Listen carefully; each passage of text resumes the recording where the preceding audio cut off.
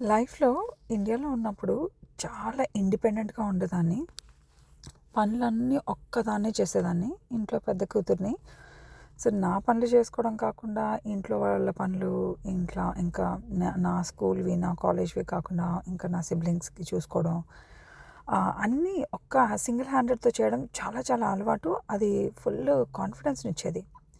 కానీ ఒకసారి పెళ్ళైపోయాక ఇంకొకరి హెల్ప్ తీసుకోవడం అలవాటైపోయాక, ప్యాసింజర్ సీట్‌లో కూర్చొని డ్రైవ్ చేయడం అలవాటైపోయి, మళ్ళీ ఇండిపెండెంట్‌గా ఉండాలంటే బై చాయిస్ ఏం చేస్తాంలే అని కొన్ని సంవత్సరాలు అలా అటకెక్కించేసాననమాట ఆ కాన్ఫిడెన్స్‌ని.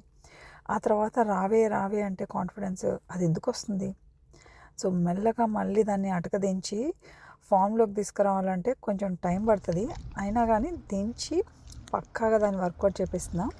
సో, చేపిచ్చి ఎట్లైనా సరే కాన్ఫిడెంట్‌గా అంటే మళ్ళీ ఇండిపెండెంట్‌గా ఉండాలి, ఆలోచించాలి.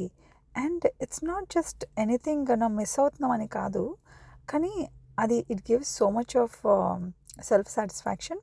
And we can inspire people around us, our kids, and also great help for our spouse as well.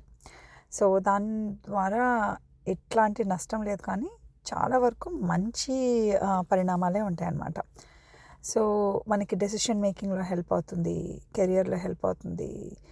And in multiple ways being confident and independent helps us and people around us. I hope it helps. If you like this video, please go ahead and subscribe and share it with others. Thank you.